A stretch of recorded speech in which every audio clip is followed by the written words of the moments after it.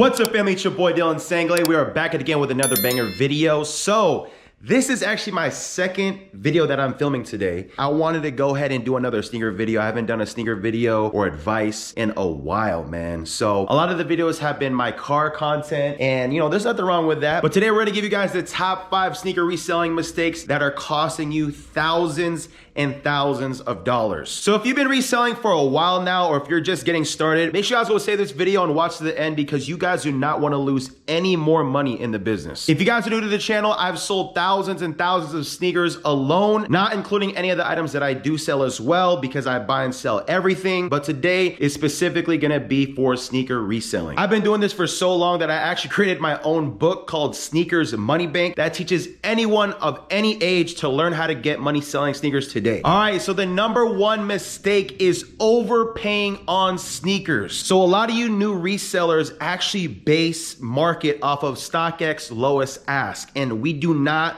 want to do that. So basically, lowest ask is just a listing. It doesn't mean that someone lists a shoe for $1,000 that they're gonna get $1,000. If someone's only willing to pay $500, then I believe that's a true market of the shoe. So if you're trying to flip sneakers and actually make money, look at StockX highest bid payout. Why do we look at StockX highest bid payout? Well, because highest bid is the highest someone is willing to pay for that specific sneaker now. So for me, I typically buy sneakers at payout or a little bit lower than payout, just because if the sneaker sits for a very, very long time, all I'm gonna do is literally sell that shoe for how much I got it for, or sell it on apps like eBay or my own Instagram, and then make a little bit more on top, because at the end of the day, you paid payout or below. So if you do that, you're gonna be in the green. Just remember, we're in the business to make money. There's so many people out there making videos. Oh, you know, sneaker reselling is dead. Sneaker reselling is not lucrative anymore. Sneaker resellers are unemployed, blah, blah, blah, okay? I've been doing this since I was 17. I'm 25 years old right now. I bought my own house at 24. I bought my dream car at 25. If you keep working hard and you keep God by your side at all times, I guarantee that your success in this game will last for a very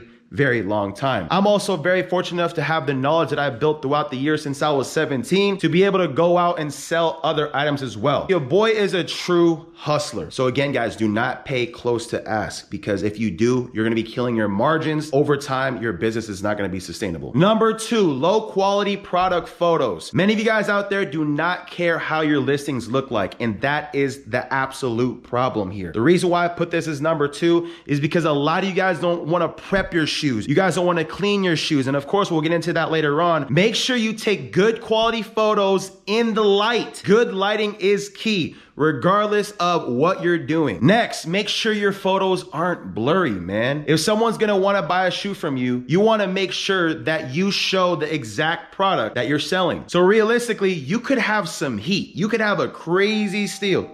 Who knocking at my door, bro? But anyway, like I was saying, you could have some crazy heat, you could have a crazy steal, whatever it is. But if they don't know what you're selling and your photos are blurry, then they're not even gonna wanna click on it. And remember, people are scrolling fast through eBay or your Instagram, whatever it is, wherever you wanna sell. But if people are scrolling fast and your listing looks sketchy, or it's blurry, or it's just low quality, 9 times out of 10, they're just gonna pass. So remember, if your photo game or your listing game is weak, your sales will be weak too. Mistake number 3 is having weak listing descriptions. A lot of you guys are super vague and you do not want to tell your buyers what is included with the item that you're trying to sell. So for example, a lot of you guys won't put that it has a replacement box. For a lot of us, we buy no box shoes. Some of you guys won't even put that. All I'm saying is don't be vague with your descriptions, because a lot of people are very picky with the shoes that they buy. So like if there's like a little scratch or if there's a little tear on the shoe, they're going to want to return that pair, and you guys want to avoid returns at all times. They want the condition, the flaws, what every single angle looks like of the shoe. Again, man, a lot of people are picky, so you gotta be as detailed as possible. So pro tip, always include the size, always include the condition, show what is included with the product that you're looking to sell, and always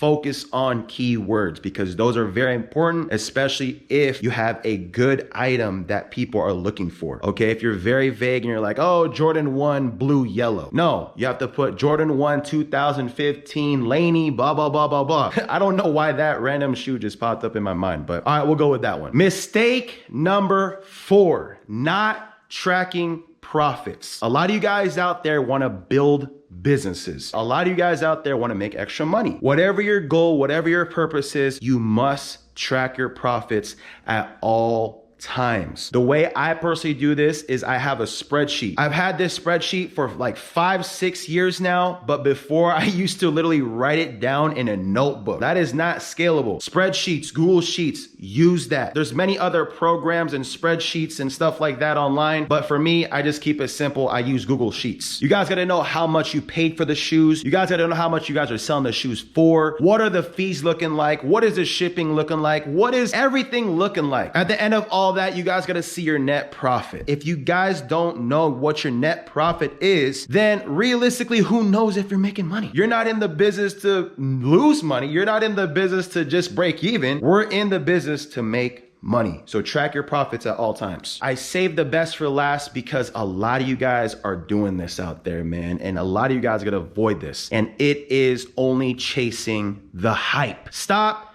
chasing the hype. I buy and sell every single brand in the world. All right. Solomon's, Asics, New Balance, Lululemon, like On Clouds. I still buy Yeezys here and there, right? Yes, I get it. A lot of people want Off-Whites, Travis Scott's, all these different collabs, right? Because that's what they think will make them the most money. But realistically, man, a lot of my sales come from brick flips. You guys will be surprised the margins I take in when I sell shoes that people don't typically buy. All right. Well, resellers don't typically buy, right? The outside public will go ahead and buy that. You guys got to look at it like this. If you go out in public, you see what everyone got on their feet. Everyone's not going to be wearing Jordans or Nikes or whatever it is. A lot of people nowadays want comfort. They want things that will last very long. They want things that are affordable and they can use it day to day. So you guys got to be open to that. Stop chasing the hype because it's not always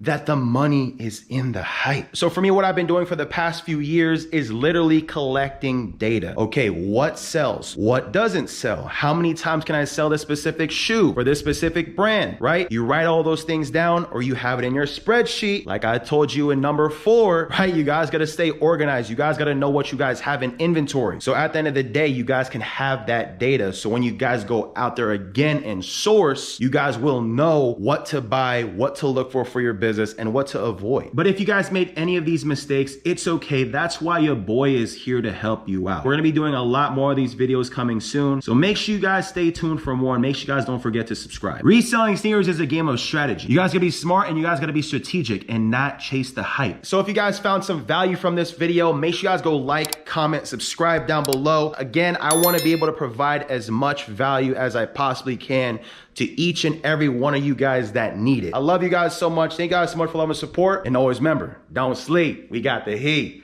Love y'all, man. Peace. We up now. Drop